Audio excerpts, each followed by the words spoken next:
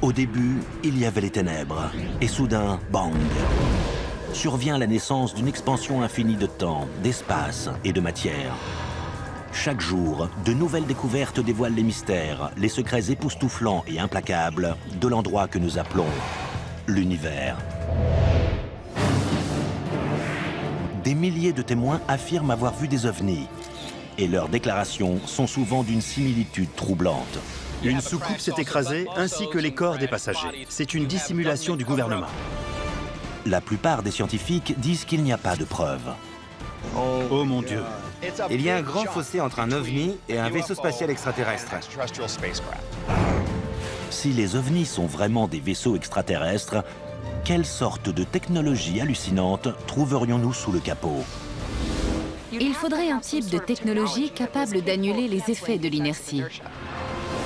En matière d'objets volants non identifiés, avons-nous des preuves?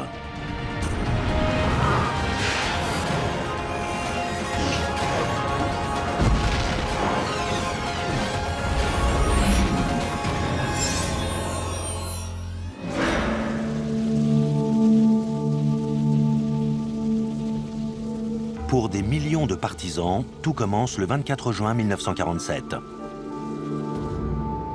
Un homme d'affaires et pilote vole dans son avion privé près du mont Rainier, dans l'État de Washington. Soudain, il voit un groupe de 9 objets volant à une vitesse incroyable. Ils étaient très réfléchissants.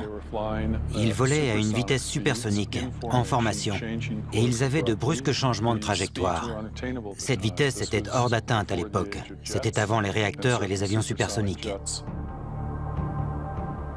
Étant un pilote chevronné, il a effectué plusieurs manœuvres pour s'assurer que sa vision était bien réelle, qu'il ne s'agissait pas d'un effet atmosphérique. Il a changé l'inclinaison du nez de son appareil, son angle de vol. Il s'est même positionné de façon à voir ces objets sur le fond blanc de la neige. Et ils étaient d'une couleur sombre. Avant qu'Arnold ne puisse se rapprocher, les objets ont disparu. C'était un fait sans précédent dans les temps modernes. Personne n'avait jamais vu une telle chose. Dans les jours qui suivent, des journalistes déforment les propos d'Arnold, alors qu'il essaie de trouver une explication à cet incident. Il a dit qu'il se déplaçait comme des soucoupes qui ricocheraient sur l'eau. Le journaliste a mal noté les propos et a dit qu'il ressemblait à des soucoupes volantes. Le terme « soucoupe volante » est né. Et l'observation d'Arnold initie le phénomène moderne des ovnis. Des semaines plus tard, durant l'été 1947, probablement le plus célèbre incident parlant d'un objet volant non identifié est signalé près de Roswell, dans le Nouveau-Mexique. Roswell est devenu la tête d'affiche du phénomène des ovnis, car il y a tous les ingrédients nécessaires. Une soucoupe qui s'écrase et aussi les corps des passagers. Une dissimulation du gouvernement. Il y a eu de la désinformation de la part des autorités. Le rapport original de l'armée de l'air à l'époque disait qu'il s'agissait d'une soucoupe volante d'origine extraterrestre. Très rapidement ensuite, il a été démenti et la version officielle a dit qu'il s'agissait en fait d'un ballon-sonde qui s'était écrasé, qu'il n'y avait aucun occupant et qu'il n'y avait rien d'extraterrestre dans cet incident. D'autres témoins prétendent avoir vu de réels débris du vaisseau accidenté, des matériaux qui seraient inconnus de la science. L'observation d'Arnold et l'incident de Roswell ne sont jamais confirmés officiellement et restent tous deux très controversés. Chaque année, il y a en moyenne des milliers d'observations signalées, surtout dans le ciel, d'objets qui sont considérés de nature extraterrestre, de prétendus ovnis. Le nid est important, bien sûr. Il veut dire non identifié. Personnellement, j'ai vu une lumière brillante surgir à l'horizon et filer dans les nuages. Au sens strict du terme, c'était un ovni. Il y a un grand fossé entre un ovni et un vaisseau spatial extraterrestre. Des scientifiques affirment que la plupart des ovnis ont soit une origine terrestre, Satellites, ballons et avions, soit une origine cosmique, météorite, comète, voire Vénus, une planète particulièrement brillante.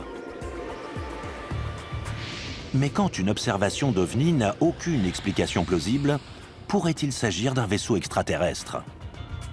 Et si oui, quel genre de technologie expliquerait les comportements décrits par les témoins? Comment serait conçu un tel vaisseau? Et quels problèmes devrait-il surmonter? Les comportements des ovnis décrits par certains rapports dépassent nos connaissances actuelles en physique. Vitesse vertigineuse, accélération extrême, brusque changement de direction, des choses impossibles à faire pour nous sans causer des blessures mortelles aux pilotes ou la destruction du vaisseau. Des témoignages d'accélération hyper rapide, de virage à la vitesse de l'éclair et d'arrêt brusque semblent violer des lois connues de la physique. Les extraterrestres auraient-ils trouvé un moyen de contourner ces lois? Nous devons considérer ici le principe d'inertie. Ce principe, tout d'abord énoncé par Isaac Newton, dit que tout objet immobile ou en mouvement rectiligne uniforme garde son état tant qu'il est soumis à des forces qui se compensent. Alors, pour générer ce genre de changement d'inertie impensable, il faudrait soumettre un objet à une force colossale. Suivant cette logique, un pilote de chasse avoisinant la vitesse de la lumière et essayant de virer à 90 degrés à cette même vitesse encaisserait une force équivalente à 300 G. Le maximum qu'un pilote humain vêtu d'une combinaison pressurisée peut encaisser sans s'évanouir est de 10 G environ. Si sa physiologie était vaguement semblable à celle des humains, un pilote extraterrestre encaissant 300 G périrait sur le champ. Ses organes internes continueraient d'avancer et s'écraseraient sur son squelette. S'ils étaient nos semblables, ils s'injecteraient sans doute un fluide à effet corporel interne afin de régler le problème des organes se déplaçant dans le corps. Et cela pour éviter, tout en étant bien sanglés et bien protégés, toute blessure interne durant les phases d'accélération et de décélération. Pour annuler réellement les effets de l'inertie sur le vaisseau, les pilotes devraient avoir recours à une technologie inaccessible à notre science moderne. Afin d'annuler les effets d'un virage à 300 G et de ne pas être broyé par la force intense, il faudrait disposer d'une sorte de technologie ou d'appareil capable d'annuler les effets de l'inertie. Cet appareil devrait manipuler la gravité, recourir à une sorte de champ de force pour compenser les forces gravitationnelles qui régissent l'univers tout entier. Cet appareil, on pourrait l'activer et le désactiver manuellement, ou il s'activerait et se désactiverait automatiquement. C'est une technologie très avancée qui n'est pas envisageable pour nous. Mais si la science ne peut pas encore expliquer comment ces vaisseaux surmonteraient le problème mortel de l'inertie, peut-elle nous aider à expliquer leur forme? Surtout la plus célèbre de toutes, la soucoupe volante. À la fin des années 1950, l'armée de l'air américaine teste l'Avrocar. Mais ce prototype a d'énormes problèmes de stabilité. Son aérodynamique offre peu d'avantages. Et il prouve qu'un vaisseau en forme de soucoupe ne peut pas atteindre de grandes vitesses dans l'atmosphère de la Terre. L'aile Delta est de très loin une bien meilleure candidate. Un fait bien connu des concepteurs d'avions de chasse modernes. En fait, les observations d'OVNI décrivant des vaisseaux de forme triangulaire ont augmenté au cours des dernières décennies. Une tendance qui reflète l'émergence des chasseurs à voilure variable et même des ailes volantes, comme le bombardier furtif B-2 Spirit. Les formes observées ont changé au fil des ans, les plus récentes étant le plus souvent triangulaires. Alors, les récits des gens ont réellement tendance à refléter les avions les plus avancés de l'époque. Au-delà du mouvement et de la forme, toute tentative d'explication de la science des ovnis doit prendre en compte le facteur bruit, ou plutôt l'absence de bruit. Les rapports sur les ovnis prétendent constamment qu'ils se déplacent sans faire le moindre bruit. Dans presque toutes ces observations, c'est une règle, il n'y a aucun bruit. bruit que l'on devrait entendre pour tout engin volant à grande vitesse dans l'atmosphère de la Terre. Ce qu'il se passe, c'est qu'il y a ce qui s'appelle un bang supersonique. C'est une onde de choc spéciale qui se propage dans l'atmosphère et qui s'écoule derrière l'avion. Quand on est au sol, on entend cet énorme bang supersonique qui résulte de la différence de pression entre l'avant et l'arrière de l'appareil, tandis qu'il vole dans l'atmosphère. Un vaisseau alien pourrait-il, d'une façon ou d'une autre, annuler l'énorme onde de choc que génère une vitesse supersonique? La réponse réside peut-être dans la technologie en œuvre dans la dernière génération de casques audio à réducteur de bruit intégré. Il existe une technologie de réduction de bruit. On choisit un bruit nuisible que l'on souhaite ne pas entendre et on produit un signal artificiel inverse qui l'annule. Je ne connais aucune technologie capable de faire cela avec des ondes de choc. Annuler l'effet d'un bang supersonique qui déchire les tympans et secoue le corps demanderait sans doute une technologie très avancée. Et outre le bruit, que dire de l'invisibilité? Certains témoignages disent que les ovnis se volatilisent dans les airs tout simplement. Une technologie prometteuse en cours de développement pourrait expliquer un tel phénomène.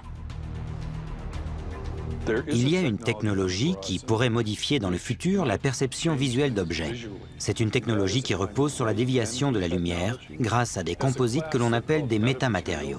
Pour faire une analogie avec des films connus, pensez à la cape d'invisibilité des films de Harry Potter. Ces métamatériaux sont composés de substrats de polymère, d'or et de cuivre afin de forcer des lignes de champ magnétique à se courber autour d'un objet. La lumière est ainsi déviée autour de cet objet au lieu d'être réfléchie ou réfractée. Mais matériaux avancés, furtivité et maniabilité hors normes ne servent à rien si nos visiteurs sont incapables, en premier lieu, d'arriver sur Terre.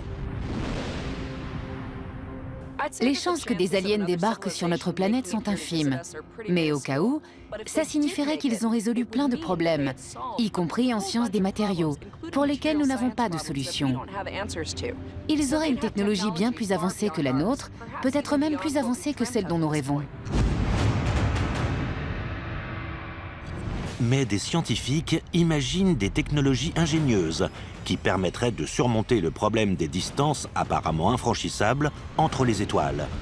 Notamment une source de propulsion tellement apocalyptique que nous verrions arriver des aliens à des années-lumière.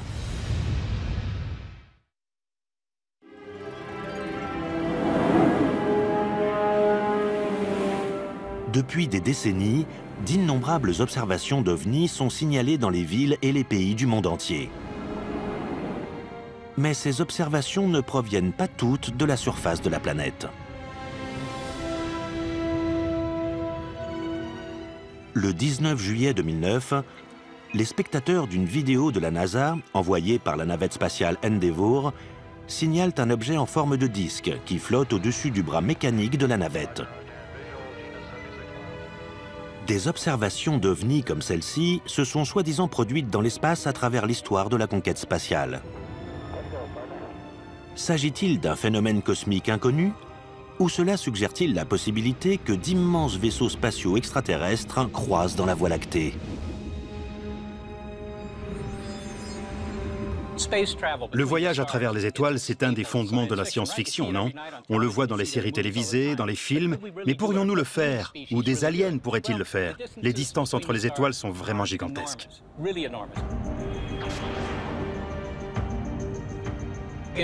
La physique n'interdit pas le voyage interstellaire.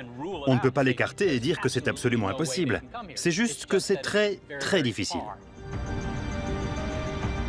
Parcourir la distance séparant la Terre et Alpha Centauri, notre étoile voisine la plus proche à près de 4,5 années-lumière, n'est pas à la portée de nos fusées les plus puissantes.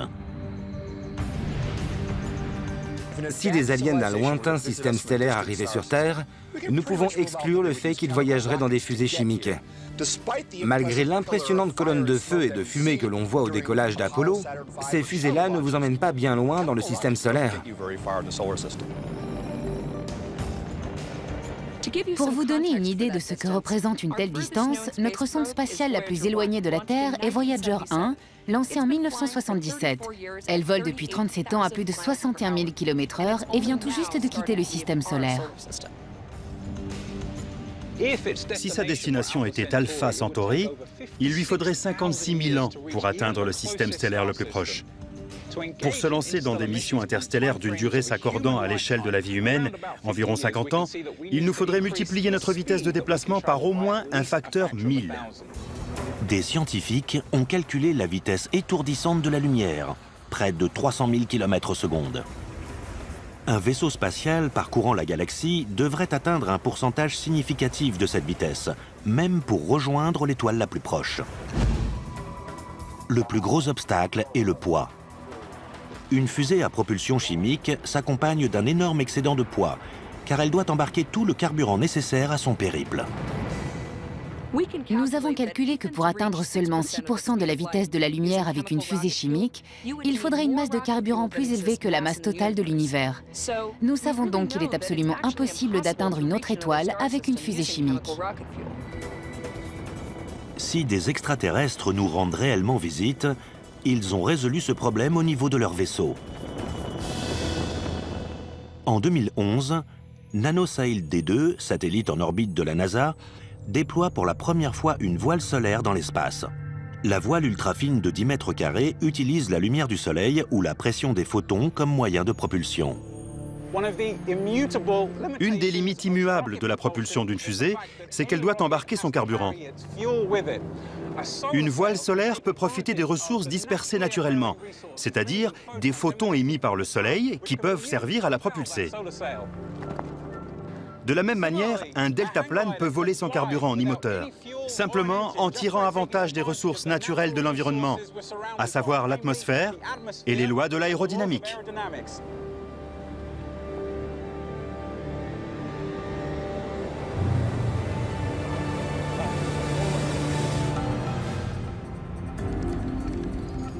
Pour atteindre des vitesses suffisantes permettant de remorquer un vaisseau abritant des formes de vie, la voile devrait être immense, des centaines de kilomètres de diamètre.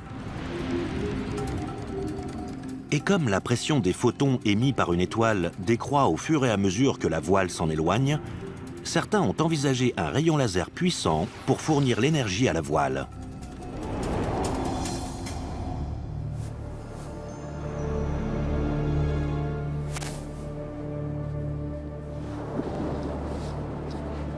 Hélas, ce deltaplane, comme tous les deltaplanes, doit à un moment ou un autre se poser. Mais une voile solaire, propulsée par l'énergie d'un rayon laser, pourrait certainement voyager dans les étoiles. Vitesse maximale d'une voile solaire, environ 10% de la vitesse de la lumière. Durée du voyage de la Terre à Alpha Centauri au moyen de photons générés par laser, environ 45 ans. Actuellement, la NASA et d'autres agences spatiales prévoient de lancer davantage de voiles solaires. Mais il existe d'autres moyens de propulsion plus puissants dans l'univers. Dans les années 60, une méthode de propulsion a été étudiée. Un vaisseau larguerait des charges explosives par l'arrière, et le souffle des explosions le ferait avancer.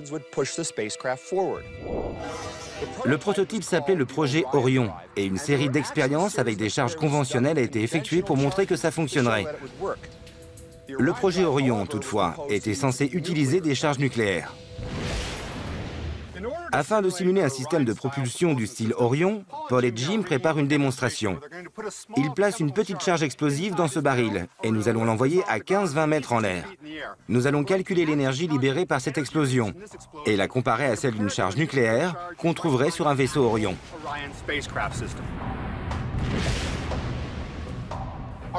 Notre simulation de vaisseau spatial Orion est prête. Nous allons faire sauter la charge explosive, envoyer le baril en l'air et comparer le résultat avec l'énergie libérée par l'explosion d'une charge nucléaire typique qui serait utilisée sur un vaisseau Orion.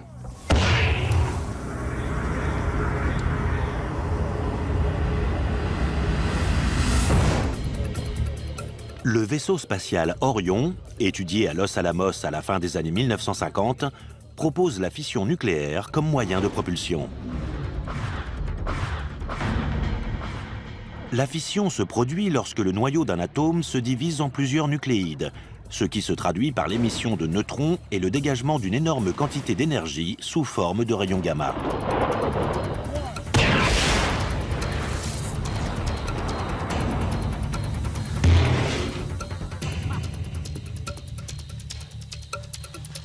La charge explosive, placée dans ce baril de 16 kg, l'a propulsé à près de 18 mètres en l'air. Une petite charge nucléaire semblable à celle d'Hiroshima libérerait environ 27 millions de fois plus d'énergie. C'est clairement un moyen de propulsion pratique pour les voyages interplanétaires, voire interstellaires. À cause des énormes explosions que produirait une propulsion Orion, l'arrière du vaisseau spatial devrait être muni d'une épaisse plaque de métal qui absorberait la poussée des explosions et d'absorbeurs de choc pour éviter à l'équipage d'être secoué à chaque explosion. Vitesse maximale d'un vaisseau spatial propulsé par fission nucléaire, environ 5% de la vitesse de la lumière. Durée du voyage entre la Terre et Alpha Centauri, environ 90 ans. Malgré sa puissante source de propulsion, le vaisseau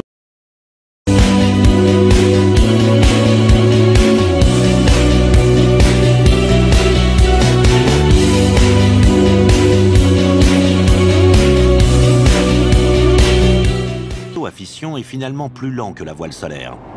Accélérer cette vitesse implique de se tourner vers une autre réaction nucléaire, plus intense. La fission nucléaire est bien connue et bien maîtrisée. Nous l'avons utilisée pendant longtemps pour produire de l'énergie. Mais il y a une autre source d'énergie, la fusion nucléaire.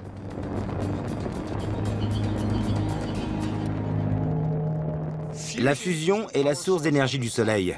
Dans le cœur du Soleil, les températures sont si élevées et les atomes se déplacent si vite qu'ils se percutent les uns les autres, créant de nouveaux éléments et libérant de l'énergie. Opposée de la fission, la fusion se produit lorsque deux noyaux fusionnent pour former un noyau unique, plus lourd. Il en résulte une énorme libération d'énergie. Un vaisseau spatial propulsé par fusion nucléaire est étudié dans les années 1970. C'est le projet Daedalus. Sa mission est d'atteindre l'étoile de Barnard, distante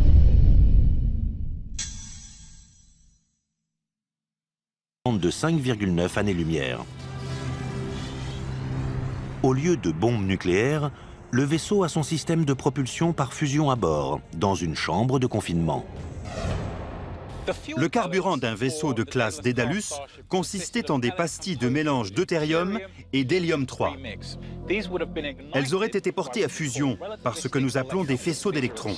Ce sont des électrons à très haut niveau d'énergie qui auraient percuté les pastilles de deutérium-hélium-3, entraînant leur fusion et le dégagement d'une énorme quantité d'énergie. Le concept de Daedalus exigeait de tirer 250 pastilles par seconde pendant plus de 2 ans. Le vaisseau spatial aurait pesé 55 000 tonnes, le carburant représentant l'essentiel du poids. L'excédent de poids d'un tel vaisseau serait élevé. Mais une civilisation avancée pourrait éliminer le problème en se ravitaillant en hydrogène durant son voyage stellaire. Le deutérium, ou hydrogène lourd, se trouve en abondance sur Terre, notamment dans l'eau de mer. Mais l'hélium-3 est un isotope plus rare. Dans notre système solaire, on peut en trouver sur la Lune et en vaste quantité sur Jupiter et Saturne. Des scientifiques ont proposé d'utiliser d'énormes collecteurs à hydrogène afin de se procurer l'hélium-3 nécessaire pour voyager dans le vide intersidéral. Il est donc concevable qu'un vaisseau propulsé par fusion nucléaire puisse se rendre dans un autre système stellaire et prendre de l'hydrogène disponible sur place pour faire le plein. Le vaisseau à propulsion nucléaire embarqué éviterait un énorme excédent de poids et atteindrait une vitesse qui permettrait l'exploration d'une étoile proche dans un intervalle de temps raisonnable.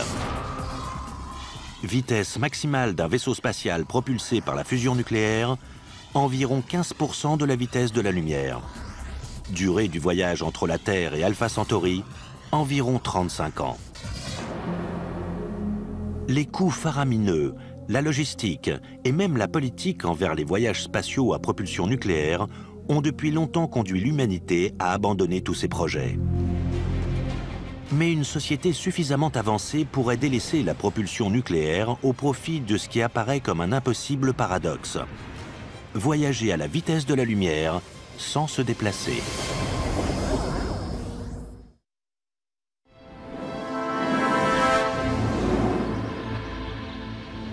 Les ovnis peuvent-ils atteindre les vitesses vertigineuses requises pour les voyages interstellaires?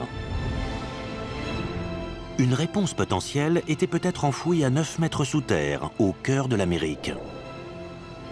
Au Tevatron, accélérateur de particules du Fermilab, aux abords de Chicago, dans l'Illinois. Filant presque à la vitesse de la lumière, des protons et des antiprotons étaient envoyés dans des directions opposées. Ils se heurtaient dans des collisions libérant d'énormes quantités d'énergie. L'impact produisait un rayonnement gamma, la plus puissante source d'énergie connue dans l'univers et la clé potentielle du voyage interstellaire. Le meilleur moyen de fabriquer de l'antimatière sur Terre est probablement d'employer la plus célèbre équation d'Einstein, E égale mc2, qui nous indique qu'avec une certaine quantité de matière, nous pouvons obtenir de l'énergie. C'est une grande idée, car elle est d'une efficacité incroyable. En gros, on prend toute la masse de ces particules et on la convertit en énergie. Mais comment l'antimatière peut-elle exister dans l'univers si elle doit être fabriquée artificiellement? C'est ce que nous demande Stephen H. de Philadelphie dans Questions sur l'univers. L'antimatière existe-t-elle? Et comment faire pour en obtenir? Stéphane, l'antimatière existe réellement. Et quand elle entre en contact avec la matière normale, ça produit une explosion et une émission de radiation magnétique. Nous pouvons produire de faibles quantités d'antimatière en laboratoire, ou nous pouvons aussi en collecter dans l'espace. Certains rayons cosmiques qui sont chargés, des particules à haut niveau d'énergie venant de l'espace, sont en fait de l'antimatière. Actuellement, les accélérateurs de particules constituent le seul moyen pratique de produire de l'antimatière. Ils en produisent de très faibles quantités.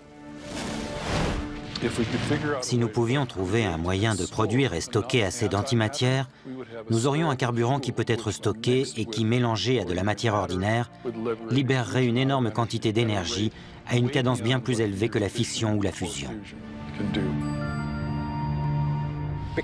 Comme nous savons que l'antimatière existe, et comme nous savons qu'elle peut être produite et stockée, il est concevable qu'une civilisation avancée puisse produire assez d'antimatière et maîtriser son pouvoir pour créer une fusée propulsée à l'antimatière.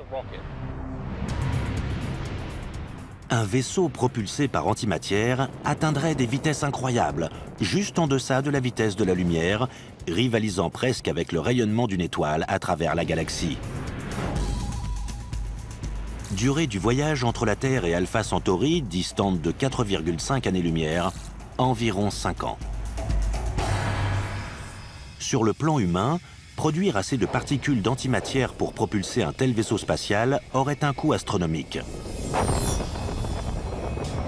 Il serait peut-être abordable pour des aliens, mais le prix à payer pour ce vaisseau serait effroyable.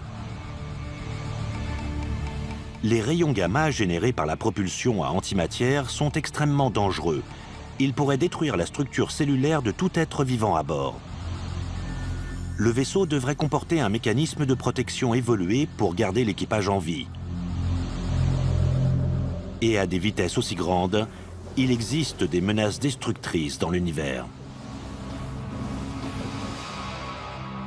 L'espace est plutôt vide, mais si on se déplaçait à une vitesse approchant celle de la lumière, il faudrait un genre de bouclier de protection très efficace pour se protéger des particules de poussière qui risqueraient d'anéantir un vaisseau allant aussi vite. Mais si les débris de l'espace sont aussi dangereux, pourquoi ne pas les éviter complètement? La solution devrait être familière aux fans de Star Trek, à savoir un vaisseau spatial atteignant la vitesse de la lumière sans même se déplacer. En fait, il faudrait créer ce que l'on appelle une bulle de distorsion. Le nom sort tout droit de la science-fiction. Cela impliquerait de contracter une zone d'espace-temps devant le vaisseau et d'allonger une zone d'espace-temps derrière le vaisseau pendant que le vaisseau resterait immobile à l'intérieur de cette bulle. Cela reviendrait à surfer sur une vague d'espace-temps. Une propulsion par distorsion s'apparente à de la pure science-fiction. Mais en 1994, un jeune physicien très respecté, nommé Miguel Alcubierre, publie un travail sérieux sur la façon de voyager dans une distorsion contrôlable de l'espace.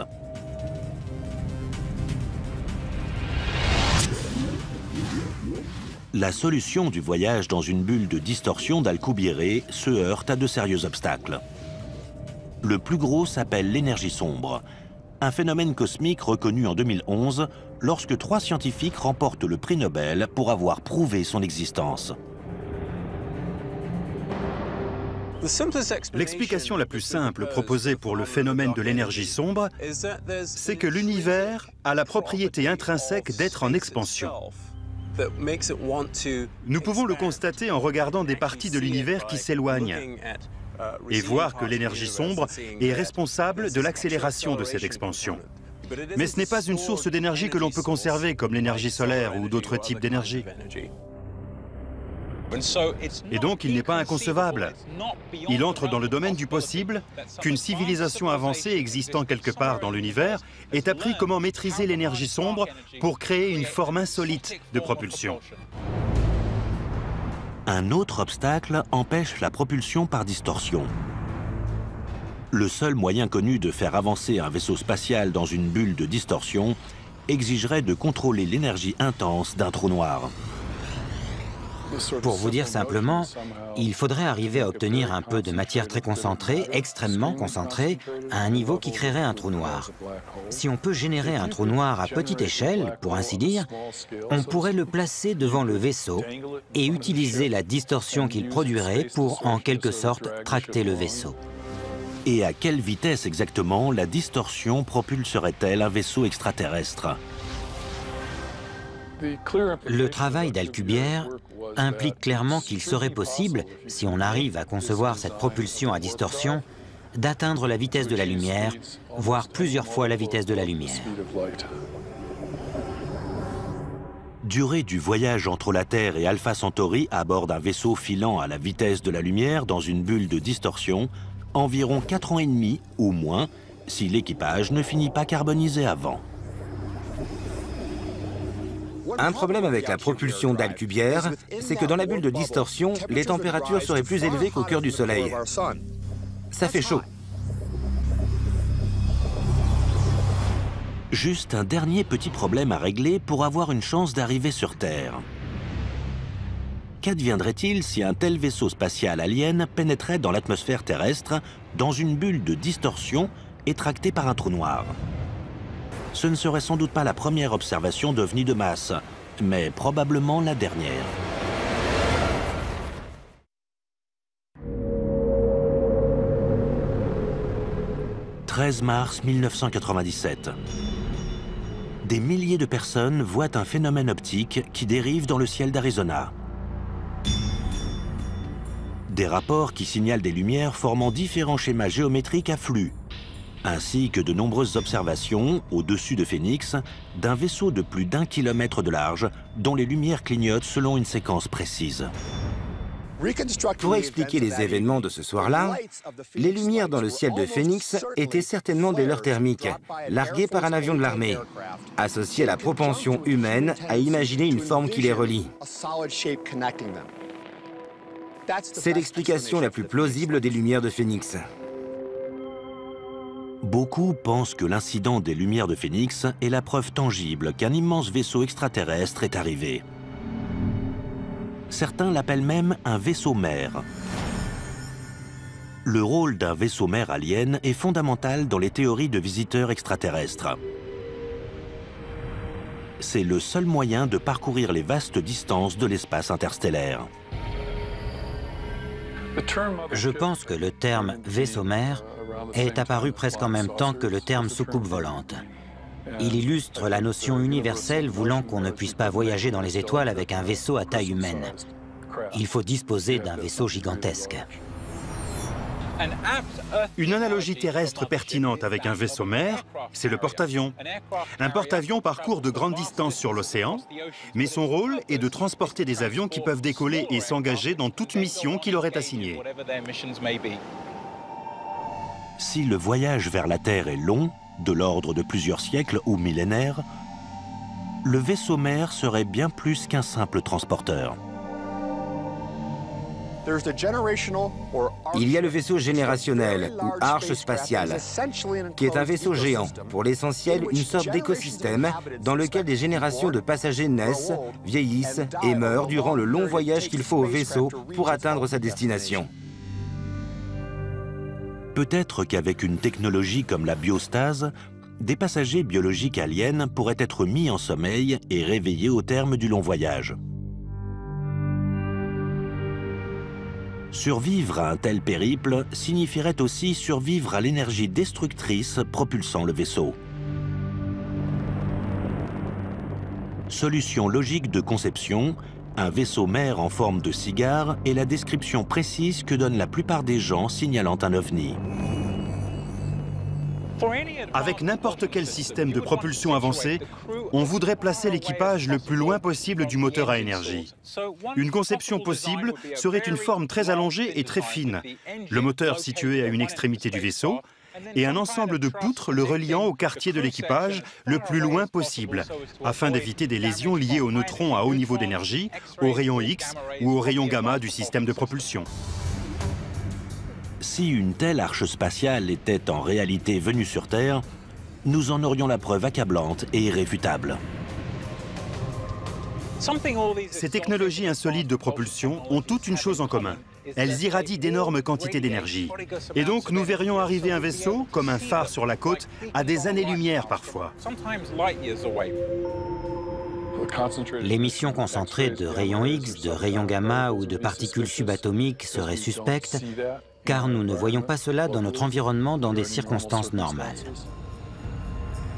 Au-delà de la preuve visuelle évidente, l'effet physique d'un vaisseau mère s'approchant aussi près de la Terre pourrait prendre la forme d'une terrifiante apocalypse.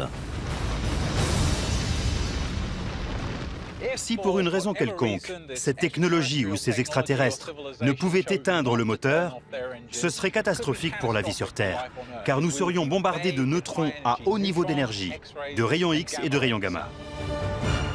S'il s'agit d'une version de la propulsion à distorsion, alors nous parlons de distorsion de l'espace-temps. Et mieux vaudrait ne pas trop s'approcher d'une énorme masse, y compris d'une planète. Des scénarios aussi catastrophiques sous-entendraient que des visiteurs aliens sont prêts à risquer leur vie dans un voyage interstellaire. Mais il y a peut-être un meilleur moyen.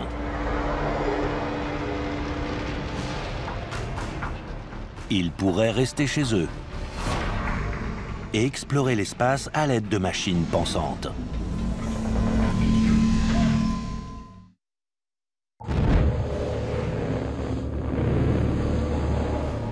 Pour beaucoup d'ardents partisans du phénomène des ovnis, l'événement de Roswell au Nouveau-Mexique durant l'été 1947 est une rencontre extraterrestre primordiale dans l'histoire humaine.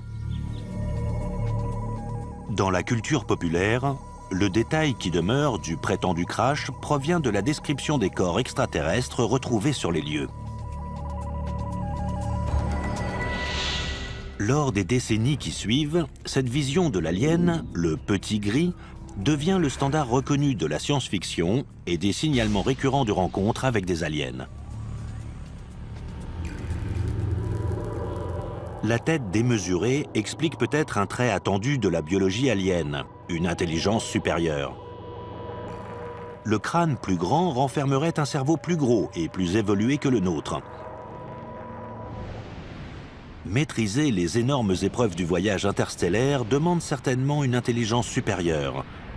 Mais cela exige-t-il autre chose que n'ont pas les organismes biologiques?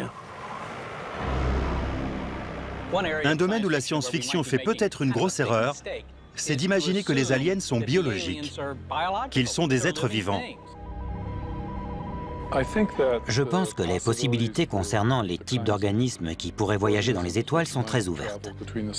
Une possibilité, qui apparaît parfois en science-fiction, est celle de machines intelligentes. Selon une récente équation appelée la loi de Moore, le nombre de transistors dans un microprocesseur double tous les 18 mois, ce qui signifie que les ordinateurs sont 2 fois plus rapides. Cette tendance dure depuis plus d'un demi-siècle et devrait se poursuivre jusqu'en 2020 ou au-delà. L'explosion exponentielle de la vitesse d'exécution des ordinateurs ouvre la porte à un cliché de la science-fiction, l'intelligence artificielle. Alors si on invente une machine qui pense, 100 ans plus tard, cette machine n'est pas seulement plus intelligente que vous, elle est plus intelligente que tous les humains ayant vécu. Voilà la différence entre l'intelligence artificielle et l'intelligence naturelle. L'intelligence artificielle peut évoluer bien plus vite. Mais je pense que la forme d'intelligence artificielle que nous trouvons à la fois menaçante et prometteuse est le type d'intelligence artificielle qui pourrait faire ce que font nos cerveaux, qui pourrait penser comme nous. Au centre d'intelligence artificielle de l'université de Stanford, un futur peuplé de machines réellement intelligentes se profile rapidement. Certains obstacles sont difficiles à surmonter au niveau de l'intelligence artificielle. Primo, nous ne savons pas vraiment comment amener les ordinateurs à apprendre aussi efficacement que les humains. Les ordinateurs actuels ne sont pas assez rapides pour simuler le processus d'apprentissage qui prend place dans le cerveau humain. Pour illustrer le premier stade de l'intelligence artificielle, des étudiants de Stanford ont conçu un robot combattant, robot qui essaie d'apprendre au fur et à mesure des combats. Maintenant, il essaie de se défendre par lui-même. Il réagit donc à vos mouvements. Selon la façon dont vous maniez votre épée, le robot va s'adapter à votre geste et à votre comportement. Quelle est l'importance de ce type de robot sur la voie de la véritable intelligence artificielle, Thorsten? Nous prenons des méthodes d'intelligence artificielle, comme des méthodes d'apprentissage, pour les adapter à l'environnement du robot. Mais nous n'en sommes pas encore au stade où le robot pense vraiment. Les ordinateurs actuels sont bien moins intelligents que la plupart des humains. Mais dans le futur, je pense que les ordinateurs pourraient finalement égaler, voire surpasser l'intelligence humaine. Et si c'est le cas, imaginons que nous ayons tous un ordinateur dans notre portefeuille ou dans notre portable. À quel point cela changerait-il la civilisation? Et quelles choses fabuleuses pourrions-nous alors faire? En l'état actuel des choses sur Terre, le robot qui se défend tout seul est une analogie grossière avec le type de machine intelligente capable de piloter un vaisseau dans l'espace. Les immenses obstacles du voyage spatial, notamment l'échelle de temps et les dangers cosmiques, donnent cependant à penser qu'une génération de machines intelligentes établira le premier contact. Honnêtement, si voyager à travers les étoiles arrive vraiment, il semble raisonnable de ne pas envoyer de créatures biologiques. Elles sont fragiles, elles ont une durée de vie limitée. Comme la NASA envoie des sondes spatiales explorer le système solaire avant d'envoyer des humains, notre premier contact avec des aliens arrivera peut-être par une sonde. Créatures biologiques ou super IA? Notre vision d'un extraterrestre ne restera que spéculation jusqu'à ce que le premier contact se produise. Mais combien de temps allons-nous attendre? Et malgré l'existence de preuves tangibles, quelle est la probabilité de l'existence d'une autre civilisation intelligente? Certains pensent qu'il y a de grandes chances que l'univers bourdonne de vie. La galaxie existe depuis très longtemps. Le système solaire est là depuis bien longtemps aussi, mais la galaxie depuis plus longtemps. Et ces étoiles sont pour la plupart plus vieilles que notre Soleil ou notre système solaire. Alors il est possible que si d'autres civilisations existent, elles existent depuis plus longtemps que nous. Si elles existent depuis 100 000 ans, disons, il est fort possible qu'elles aient appris à communiquer à travers l'espace, voire à voyager dans les étoiles. Jusqu'à ce qu'un premier contact ait lieu, l'humanité va continuer à voir des ovnis dans le ciel. Aucun n'a été reconnu comme vaisseau extraterrestre jusqu'à présent. Mais cela n'écarte pas la possibilité que l'humanité découvre un jour la preuve d'une autre civilisation intelligente, soit dans l'espace lointain, soit plus près de notre planète.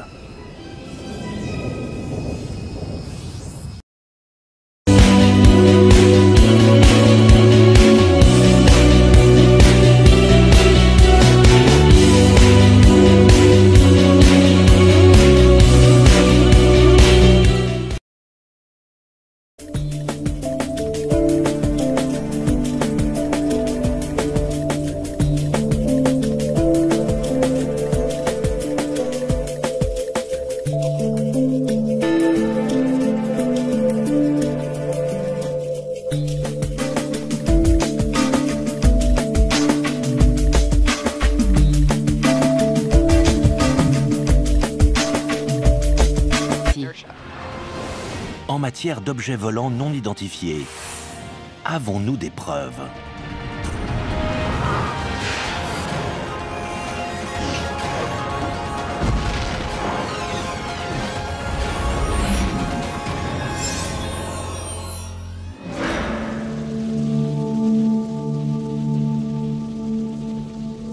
Pour des millions de partisans, tout commence le 24 juin 1947. Un homme d'affaires et pilote vole dans son avion privé près du mont Rainier, dans l'État de Washington. Soudain, il voit un groupe de 9 objets volant à une vitesse incroyable. Ils étaient très réfléchissants. Ils volaient à une vitesse supersonique, en formation, et ils avaient de brusques changements de trajectoire. Cette vitesse était hors d'atteinte à l'époque. C'était avant les réacteurs et les avions supersoniques. Étant un pilote chevronné, il a effectué plusieurs manœuvres pour s'assurer que sa vision était bien réelle, qu'il ne s'agissait pas d'un effet atmosphérique. Il a changé l'inclinaison du nez de son appareil, son angle de vol. Il s'est même positionné de façon à voir ces objets sur le fond blanc de la neige. Et ils étaient d'une couleur sombre. Avant qu'Arnold ne puisse se rapprocher, les objets ont disparu. C'était un fait sans précédent dans les temps modernes. Personne n'avait jamais vu une telle chose. Dans les jours qui suivent, des journalistes déforment les propos d'Arnold, alors qu'il essaie de trouver une explication à cet incident. Il a dit qu'il se déplaçait comme des soucoupes qui ricocheraient sur l'eau. Le journaliste a mal noté les propos et a dit qu'il ressemblait à des soucoupes volantes. Le terme « soucoupe volante » est né. Et l'observation d'Arnold initie le phénomène moderne des ovnis. Des semaines plus tard, durant l'été 1947, probablement le plus célèbre incident parlant d'un objet volant non identifié est signalé près de Roswell, dans le Nouveau-Mexique. Roswell est devenu la tête d'affiche du phénomène des ovnis, car il y a tous les ingrédients nécessaires. Une soucoupe qui s'écrase et aussi les corps des passagers. Une dissimulation du gouvernement. Il y a eu de la désinformation de la part des autorités. Le rapport original de l'armée de l'air à l'époque disait qu'il s'agissait d'une soucoupe volante d'origine extraterrestre. Très rapidement ensuite, il a été démenti et la version officielle a dit qu'il s'agissait en fait d'un ballon-sonde qui s'était écrasé, qu'il n'y avait aucun occupant et qu'il n'y avait rien d'extraterrestre dans cet incident. D'autres témoins prétendent avoir vu de réels débris du vaisseau accidenté, des matériaux qui seraient inconnus de la science. La fusion nucléaire.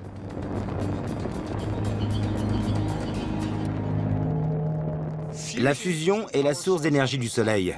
Dans le cœur du Soleil, les températures sont si élevées et les atomes se déplacent si vite qu'ils se percutent les uns les autres, créant de nouveaux éléments et libérant de l'énergie. Opposé de la fission, la fusion se produit lorsque deux noyaux fusionnent pour former un noyau unique, plus lourd. Il en résulte une énorme libération d'énergie. Un vaisseau spatial propulsé par fusion nucléaire est étudié dans les années 1970. C'est le projet Daedalus. Sa mission est d'atteindre l'étoile de Barnard, distante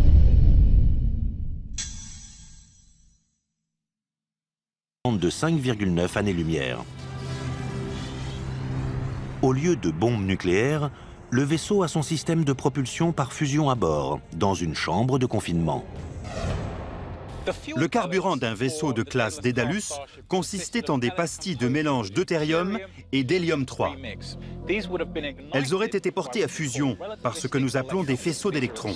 Ce sont des électrons à très haut niveau d'énergie qui auraient percuté les pastilles de deutérium-hélium-3, entraînant leur fusion et le dégagement d'une énorme quantité d'énergie.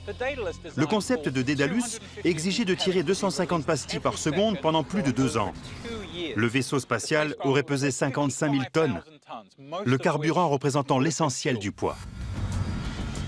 L'excédent de poids d'un tel vaisseau serait élevé.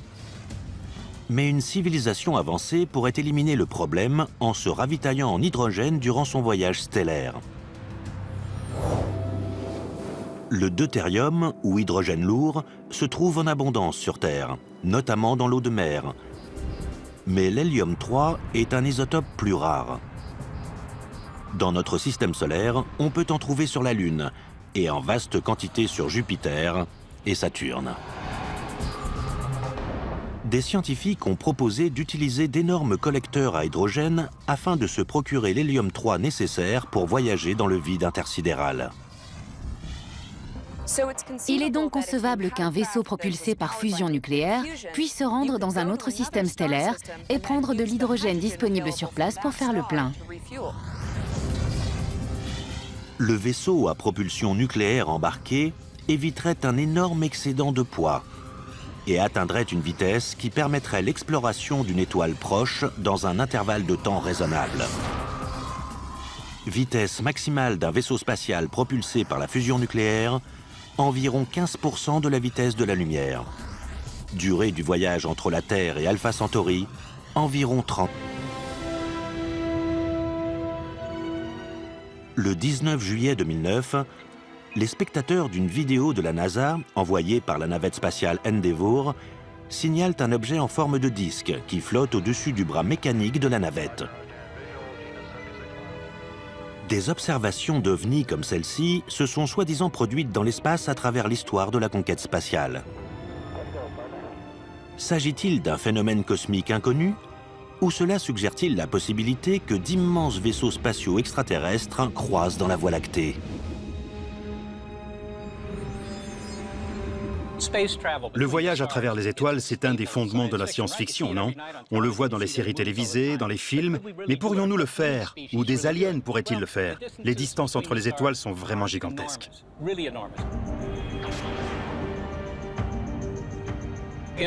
La physique n'interdit pas le voyage interstellaire.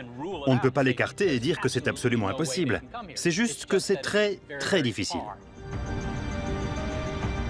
Parcourir la distance séparant la Terre et Alpha Centauri, notre étoile voisine la plus proche à près de 4,5 années-lumière, n'est pas à la portée de nos fusées les plus puissantes. Si des aliens d'un lointain système stellaire arrivaient sur Terre, nous pouvons exclure le fait qu'ils voyageraient dans des fusées chimiques. Malgré l'impressionnante colonne de feu et de fumée que l'on voit au décollage d'Apollo, ces fusées-là ne vous emmènent pas bien loin dans le système solaire.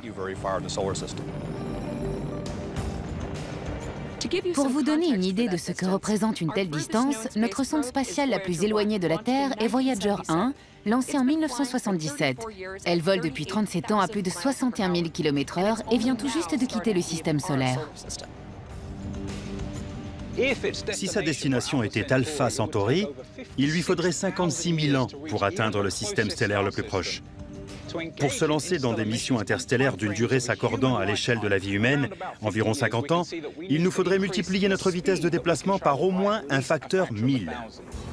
Des scientifiques ont calculé la vitesse étourdissante de la lumière, près de 300 000 km/s. Un vaisseau spatial parcourant la galaxie devrait atteindre un pourcentage significatif de cette vitesse, même pour rejoindre l'étoile la plus proche. Le plus gros obstacle est le poids. Une fusée à propulsion chimique s'accompagne d'un énorme excédent de poids, car elle doit embarquer tout le carburant nécessaire à son périple. Nous avons calculé que pour atteindre seulement 6% de la vitesse de la lumière avec une fusée chimique, il faudrait une masse de carburant plus élevée que la masse totale de l'univers. Nous savons donc qu'il est absolument impossible d'atteindre une autre étoile avec une fusée chimique. Si des extraterrestres nous rendent réellement, OVNI doit prendre en compte le facteur bruit, ou plutôt l'absence de bruit. Les rapports sur les ovnis prétendent constamment qu'ils se déplacent sans faire le moindre bruit. Dans presque toutes ces observations, c'est une règle, il n'y a aucun bruit. Bruit que l'on devrait entendre pour tout engin volant à grande vitesse dans l'atmosphère de la Terre. Ce qu'il se passe, c'est qu'il y a ce qui s'appelle un bang supersonique. C'est une onde de choc spéciale qui se propage dans l'atmosphère et qui s'écoule derrière l'avion. Quand on est au sol, on entend cet énorme bang supersonique qui résulte de la différence de pression entre l'avant et l'arrière de l'appareil, tandis qu'il vole dans l'atmosphère. Un vaisseau alien pourrait-il, d'une façon ou d'une autre, annuler l'énorme onde de choc que génère une vitesse supersonique? La réponse réside peut-être dans la technologie en œuvre dans la dernière génération de casques audio à réducteur de bruit intégré. Il existe une technologie de réduction de bruit. On choisit un bruit nuisible que l'on souhaite ne pas entendre et on produit un signal artificiel inverse qui l'annule. Je ne connais aucune technologie capable de faire cela avec des ondes de choc. Annuler l'effet d'un bang supersonique qui déchire les tympans et secoue le corps demanderait sans doute une technologie très avancée. Et outre le bruit, que dire de l'invisibilité? Certains témoignages disent que les ovnis se volatilisent dans les airs tout simplement. Une technologie prometteuse en cours de développement pourrait expliquer un tel phénomène. Il y a une technologie qui pourrait modifier dans le futur la perception visuelle d'objets. C'est une technologie qui repose sur la déviation de la lumière grâce à des composites que l'on appelle des métamatériaux. Pour faire une analogie avec des films connus, pensez à la cape d'invisibilité des films de Harry Potter. Ces métamatériaux sont composés de substrats de polymère, d'or et de cuivre afin de forcer des lignes de champ magnétique à se courber autour d'un objet. La lumière est ainsi déviée autour de cet objet au lieu d'être réfléchie ou réfractée. Mais matériaux avancés, furtivité et maniabilité hors normes ne servent à rien si nos visiteurs sont incapables, en premier lieu, d'arriver sur Terre. Les chances que des aliens débarquent sur notre planète sont infimes. Mais au cas où, ça signifierait qu'ils ont résolu plein de problèmes, y compris en sciences des matériaux, pour lesquels nous n'avons pas de solution. Ils auraient une technologie bien plus avancée que la nôtre, peut-être même plus avancée que celle dont nous rêvons. L'énergie sombre est responsable de l'accélération de cette expansion. Mais ce n'est pas une source d'énergie que l'on peut conserver, comme l'énergie solaire ou d'autres types d'énergie. Et donc, il n'est pas inconcevable. Il entre dans le domaine du possible qu'une civilisation avancée existant quelque part dans l'univers ait appris comment maîtriser l'énergie sombre pour créer une forme insolite de propulsion. Un autre obstacle empêche la propulsion par distorsion. Le seul moyen connu de faire avancer un vaisseau spatial dans une bulle de distorsion exigerait de contrôler l'énergie intense d'un trou noir. Pour vous dire simplement, il faudrait arriver à obtenir un peu de matière très concentrée, extrêmement concentrée, à un niveau qui créerait un trou noir.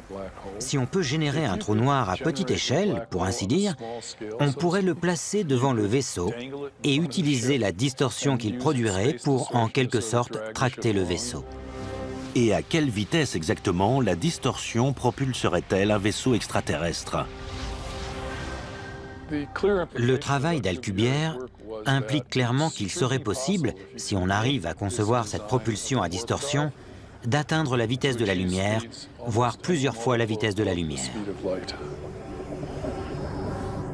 Durée du voyage entre la Terre et Alpha Centauri à bord d'un vaisseau filant à la vitesse de la lumière dans une bulle de distorsion, environ 4 ans et demi ou moins, si l'équipage ne finit pas carbonisé avant. Un problème avec la propulsion d'Alcubierre, c'est que dans la bulle de distorsion, les températures seraient plus élevées qu'au cœur du Soleil. Ça fait chaud. Juste un dernier petit problème à régler pour avoir une chance d'arriver sur Terre. Qu'adviendrait-il si un tel vaisseau spatial alien pénétrait dans l'atmosphère terrestre dans une bulle de distorsion et tractée par un trou noir? Ce ne serait sans doute pas la première observation d'ovnis de masse, mais probablement la dernière.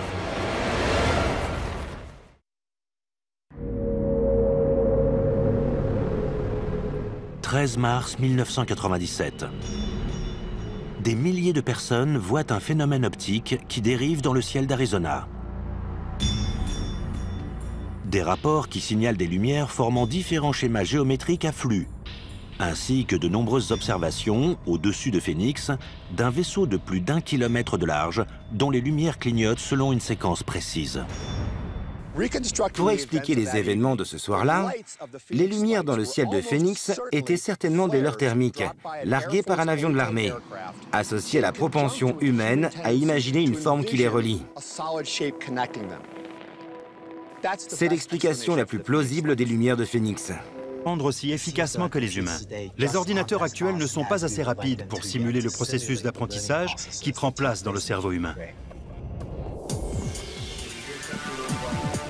Pour illustrer le premier stade de l'intelligence artificielle, des étudiants de Stanford ont conçu un robot combattant, robot qui essaie d'apprendre au fur et à mesure des combats. Maintenant, il essaie de se défendre par lui-même. Il réagit donc à vos mouvements. Selon la façon dont vous maniez votre épée, le robot va s'adapter à votre geste et à votre comportement. Quelle est l'importance de ce type de robot sur la voie de la véritable intelligence artificielle, Thorsten? Nous prenons des méthodes d'intelligence artificielle, comme des méthodes d'apprentissage, pour les adapter à l'environnement du robot. Mais nous n'en sommes pas encore au stade où le robot pense vraiment. Les ordinateurs actuels sont bien moins intelligents que la plupart des humains. Mais dans le futur, je pense que les ordinateurs pourraient finalement égaler, voire surpasser l'intelligence humaine. Et si c'est le cas, imaginons que nous ayons tous un ordinateur dans notre portefeuille ou dans notre portable. À quel point cela changerait-il la civilisation? Et quelles choses fabuleuses pourrions-nous alors faire? En l'état actuel des choses sur Terre, le robot qui se défend tout seul est une analogie grossière avec le type de machine intelligente capable de piloter un vaisseau dans l'espace.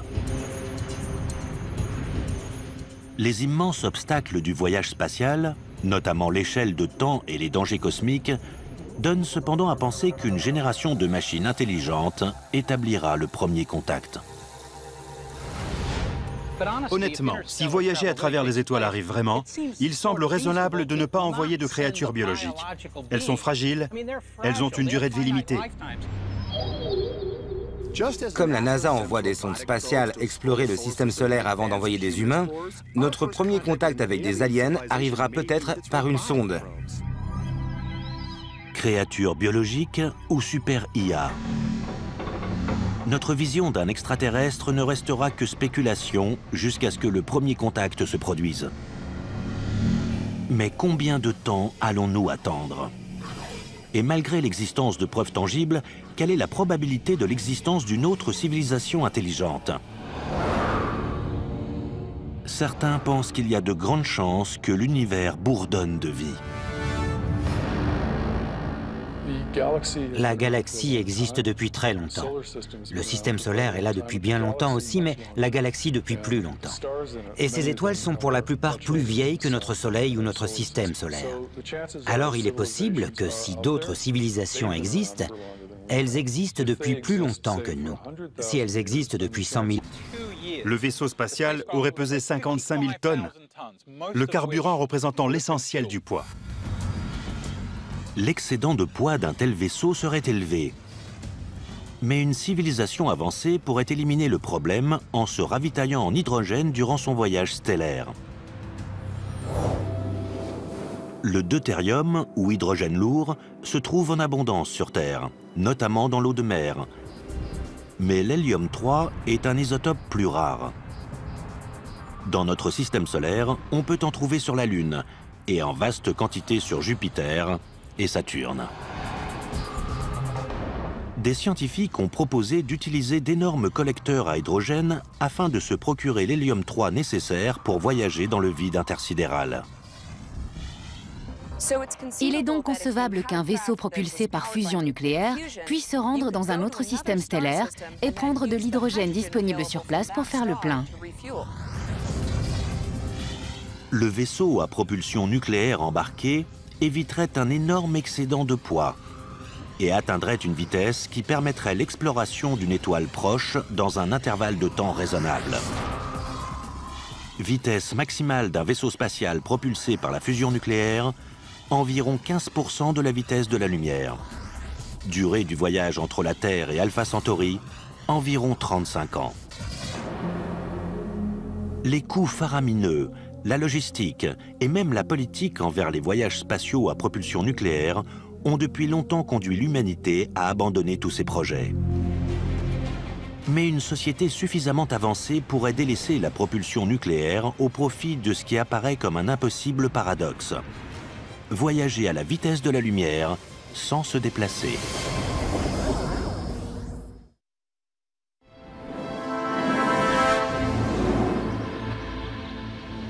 Les ovnis peuvent-ils atteindre les vitesses vertigineuses requises pour les voyages interstellaires?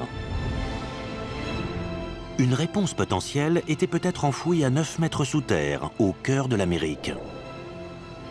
Au Tevatron, accélérateur de particules du Fermilab, aux abords de Chicago, dans l'Illinois. Filant presque à la vitesse de la lumière, des protons et des antiprotons étaient envoyés dans des directions opposées. Ils se heurtaient dans des collisions libérant d'énormes quantités d'énergie. L'impact produisait un rayonnement gamma, la plus puissante source d'énergie connue dans l'univers et la clé potentielle du voyage interstellaire. Le meilleur moyen de fabriquer de l'antimatière sur Terre est probablement d'employer la plus célèbre équation d'Einstein, E égale mc2, qui nous indique qu'avec une certaine quantité de fission est finalement plus lent que la voile solaire. Accélérer cette vitesse implique de se tourner vers une autre réaction nucléaire, plus intense. La fission nucléaire est bien connue et bien maîtrisée. Nous l'avons utilisée pendant longtemps pour produire de l'énergie. Mais il y a une autre source d'énergie, la fusion nucléaire.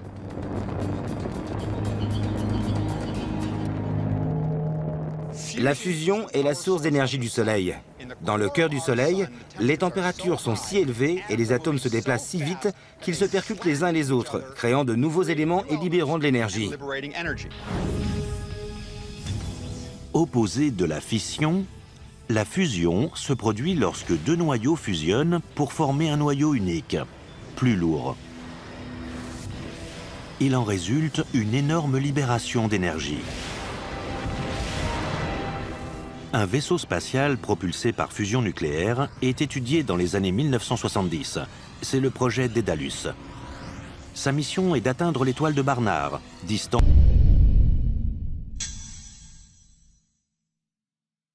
de 5,9 années-lumière. Au lieu de bombes nucléaires, le vaisseau a son système de propulsion par fusion à bord, dans une chambre de confinement. Le carburant d'un vaisseau de classe Daedalus consistait en des pastilles de mélange deutérium et d'hélium-3. Elles auraient été portées à fusion par ce que nous appelons des faisceaux d'électrons. Ce sont des électrons à très haut niveau d'énergie qui auraient percuté les pastilles de deutérium-hélium-3, entraînant leur fusion et le dégagement d'une énorme quantité d'énergie. Le concept de Daedalus exigeait de tirer 250 pastilles par seconde pendant plus de 2 ans. Le vaisseau spatial aurait pesé 55 000 tonnes, le carburant représentant l'essentiel du poids. L'excédent de poids d'un tel vaisseau serait élevé. Mais une civilisation avancée pourrait éliminer le problème en se ravitaillant en hydrogène durant son voyage stellaire. Le deutérium, ou hydrogène lourd, se trouve en abondance sur Terre, notamment dans l'eau de mer. Mais l'hélium-3 est un isotope plus rare. Dans notre système solaire, on peut en trouver sur la Lune et en vaste quantité sur Jupiter et Saturne. Des scientifiques ont proposé d'utiliser d'énormes collecteurs à hydrogène afin de se procurer l'hélium-3 nécessaire pour voyager dans le vide intersidéral. Il est donc concevable qu'un vaisseau propulsé par fusion nucléaire puisse se rendre dans un autre système stellaire et prendre de l'hydrogène disponible sur place pour faire le plein. Le vaisseau à propulsion nucléaire embarquée éviterait un énorme excédent de poids et atteindrait une vitesse convertie en énergie. Mais comment l'antimatière peut-elle exister dans l'univers si elle doit être fabriquée artificiellement? C'est ce que nous demande Stephen H. de Philadelphie dans Questions sur l'univers. L'antimatière existe-t-elle? Et comment faire pour en obtenir? Stéphane, l'antimatière existe réellement. Et quand elle entre en contact avec la matière normale, ça produit une explosion et une émission de radiation magnétique. Nous pouvons produire de faibles quantités d'antimatière en laboratoire, ou nous pouvons aussi en collecter dans l'espace. Certains rayons cosmiques qui sont chargés, des particules à haut niveau d'énergie venant de l'espace, sont en fait de l'antimatière. Actuellement, les accélérateurs de particules constituent le seul moyen pratique de produire de l'antimatière. Ils en produisent de très faibles quantités. Si nous pouvions trouver un moyen de produire et stocker assez d'antimatière, nous aurions un carburant qui peut être stocké et qui, mélangé à de la matière ordinaire, libérerait une énorme quantité d'énergie à une cadence bien plus élevée que la fission ou la fusion. Comme nous savons que l'antimatière existe, et comme nous savons qu'elle peut être produite et stockée, il est concevable qu'une civilisation avancée puisse produire assez d'antimatière et maîtriser son pouvoir pour créer une fusée propulsée à l'antimatière. Un vaisseau propulsé par antimatière atteindrait des vitesses incroyables, juste en deçà de la vitesse de la lumière, rivalisant presque avec le rayonnement d'une étoile à travers la galaxie. Durée du voyage entre la Terre et Alpha Centauri, distante de 4,5 années-lumière, environ 5 ans. Sur le plan humain, produire assez de particules d'antimatière pour propulser un tel vaisseau spatial aurait un coût astronomique. Il serait peut-être abordable pour des aliens, mais le prix à payer pour ce vaisseau serait effroyable. Les rayons gamma générés par la propulsion à antimatière sont extrêmement dangereux. Ils pourraient détruire la structure cellulaire de tout être vivant à bord. Le vaisseau devrait comporter un mécanisme de protection évolué pour garder l'équipage en vie. Et à des vitesses aussi grandes, il existe des menaces destructrices dans l'univers. L'espace est plutôt vide, mais si on se déplaçait à une vitesse approchant celle de la lumière, il faudrait un genre de bouclier de protection très efficace pour se protéger des particules de poussière qui risqueraient d'anéantir un vaisseau allant aussi vite. Mais si les débris de l'espace sont aussi dangereux, pourquoi ne pas les éviter complètement? La solution devrait être familière aux fans de Star Trek. Et un ensemble de poutres le reliant au quartier de l'équipage le plus loin possible, afin d'éviter des lésions liées aux neutrons à haut niveau d'énergie, aux rayons X ou aux rayons gamma du système de propulsion. Si une telle arche spatiale était en réalité venue sur Terre, nous en aurions la preuve accablante et irréfutable. Ces technologies insolites de propulsion ont toutes une chose en commun. Elles irradient d'énormes quantités d'énergie. Et donc nous verrions arriver un vaisseau, comme un phare sur la côte, à des années-lumière parfois. L'émission concentrée de rayons X, de rayons gamma ou de particules subatomiques serait suspecte, car nous ne voyons pas cela dans notre environnement dans des circonstances normales. Au-delà de la preuve visuelle évidente, l'effet physique d'un vaisseau mère s'approchant aussi près de la Terre pourrait prendre la forme d'une terrifiante apocalypse. Si pour une raison quelconque, cette technologie ou ces extraterrestres ne pouvaient éteindre le moteur, ce serait catastrophique pour la vie sur Terre, car nous serions bombardés de neutrons à haut niveau d'énergie, de rayons X et de rayons gamma. S'il s'agit d'une version de la propulsion à distorsion, alors nous parlons de distorsion de l'espace-temps.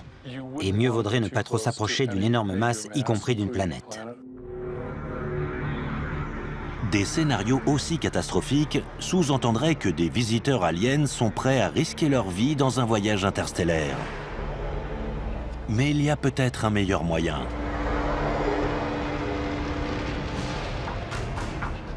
Ils pourraient rester chez eux et explorer l'espace à l'aide de machines pensantes.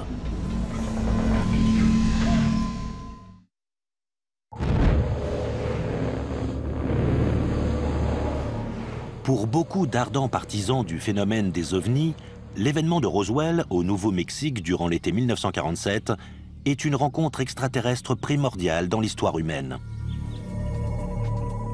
Dans la culture populaire, le détail qui demeure du prétendu crash provient de la description des corps extraterrestres retrouvés sur les lieux.